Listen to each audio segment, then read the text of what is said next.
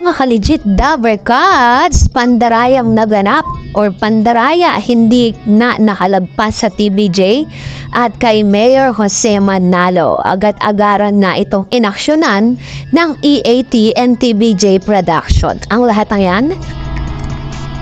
But before that, if you haven't subscribed yet to my YouTube channel, please don't forget to like, share, and subscribe at hit mo na rin ang notification bell for more showbiz updates. Bago tayo magsimula, of course, sa ating mga updates ngayong araw, nais ko po muna magpasalamat sa lahat po ng mga legit viewers, subscribers, and legit Dabber Cats natin na lagi nag-aabang at nakaantabay sa lahat ng ating mga updates. Thank you so much sa inyo pong panonood. And this time, eto na nga no, dahil bago tayo dumako dun sa atin pong update, bigyan lang natin kayo ng konting updates po sa mga magaganap po this coming Saturday, dahil pinaghahandaan na nga po ang kaarawan ni Atasha Mulak. At the same time, proud na proud po tayo dahil isa sa mga legit Dabber Cats ang nag-post nito pong post na 13 na mga or almost 90 na noon time show ang pinabagsak po ng TVJ, dahil for the longest time, for 44 years, pilit pong tinatapatan niya ng mga network, pero talagang hindi po sila nanalo.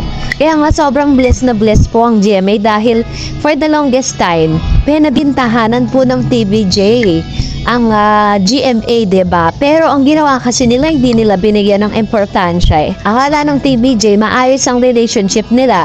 Yung pala, it's not about the yung relationship as a family, but they are having a relationship as a employee lamang. Hindi sila pinahalagahan. So yun po yung isang bagay na ikinasama ng loob ng TVJ sa GMA. But anyways, tapos na po yung mga issue na yon.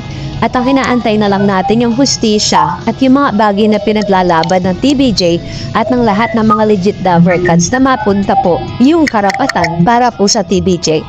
Pero this time, ay hanggang ngayon, isang beses lang naman po na mayagpag sa rating. Ito pong Eat Bulaga. Pero abot-abot po yung kanilang selebrasyon. Hindi natin may iwasan na mapag-usapan kasi, di ba nga parang kabi-kabilaan yung post nila, kabi-kabilaan po yung anilang mga ipinapakita talaga, pinapangalandahan nila sa social media na number 1 talaga sila. Pero ang napansin ko lang sa TVJ, wala pong gumawa sa kanila niyan. Kahit po ultimo yung kanila pong mga social media, hindi nila ipinopost yung rating. Kasi alam niyo po, kung tutuusin, wala na rin naman po, parang wala na rin, kumbaga, hindi naman walang pakialam, pero parang hindi na rin po ganun ka-interesado ang EAT pagdating po sa mga rating na yan. Kasi yung loyalty and yung trust ng lahat ng mga advertisers ay nanatili po sa kanila. Kaya talagang, kumbaga, ang tape lang talaga ang generic Bulaga lang talaga yung palaging nagpo-post sa mga IG nila, sa mga Facebook nila na nanguna sila, na nag-double digit sila sa rating, diba? Sila lang yung super proud, although isa yun sa mga achievement kasi nga naman, di ba, sa buong buwan, isang beses lang po nangyayari yun sa kapag bilog lang ang buwan, di ba? Ganun lang naman yun Pero anyways, eto na nga, dahil pinag-uusapan po ito after po ng EAT ngayong November 2, 2023, meron po naganap dito po sa barangay na hindi ko ikinatuwa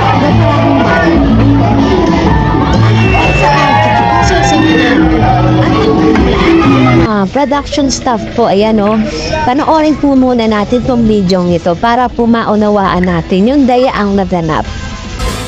Ano number yun? Ano ba yan? 947? Ito na? 947? Baka yun yung 947 po. 1006. Ha? Ano po yan? 947. Saan siya galing? Anong pangalan niya po? Kasi po kanina, yung isa, 3 lang yung nabilang namin. Tapos sa inyo po, medyo natapos yung numero at pagbilang. Dalawang. At meron na atang... Saan po kayo? Mobra pa Baka naman malayo Saan pinanggalingan. po kayo nagtalim? Saan po? Nakapila po kayo. Sa dulo? Bakit po kayo wala... Kung nakapila po kayo, bakit kayo walang sinelas? Ano pangalan? Ano pangalan? Ano po pangalan nyo? Anak ko yun si Ay, yan na nga po sinasabi natin. Hindi ate. pwede. Kailangan kailangan po, kung sino yung nakaregister, yung po ang ang tatakbo rito. Sorry po. Pasensya na po.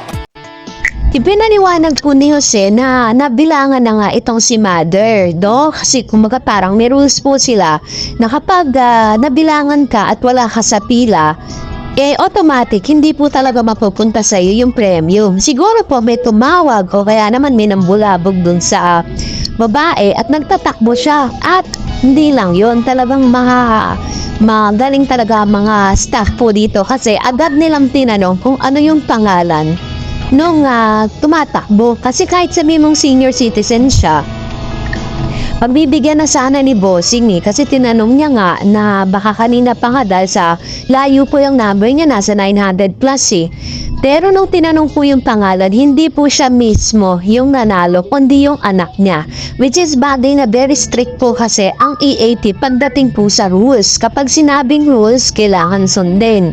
It doesn't matter kung ano pa yung kalagayan mo, senior citizen ka, PWD ka, or whatever, dapat susunod sa rules. So nakita natin na parang muntikan na, no? May magkarak na namang dayaan dito po sa EAT, no?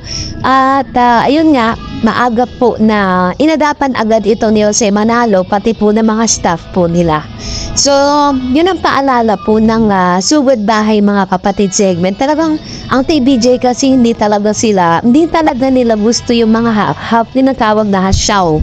No, yung parang kapag sinabi po nilang rules, at kailangan i-obey po yun. Nangyari na po ng paulit-ulit yan sa maraming pamamaraan dun po sa Branded Eat Bulaga. At hindi po talaga nila pinagbibigyan kahit sino pa siya. Ang mahalaga po isumunod po kayo sa rules. Yun. So muntikan na, no? Muntik-muntika na ibibigay na sana ni Bossing kasi naitanong niya na ito. So anyways, yun nga.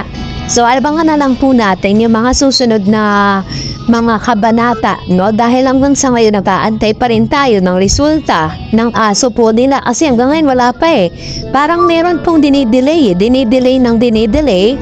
According po kasi nun kay Atty. Buko, kay Enrique Buko, na after 30 days po ay mailalabas na yung resulta. Ngayon, yung ilan sa mga news online na nabasa ko, parang may extension pa ng another 60 days. So sinasabi po na bago daw magpasko ay malalaman natin kung sino ang magiging Merry ang Christmas. Is it the tape bulagta or ito pong TBJ? Yun po yung aabangan natin kasi para i-update po namin kayo soon just in case na lumabas po ang resultang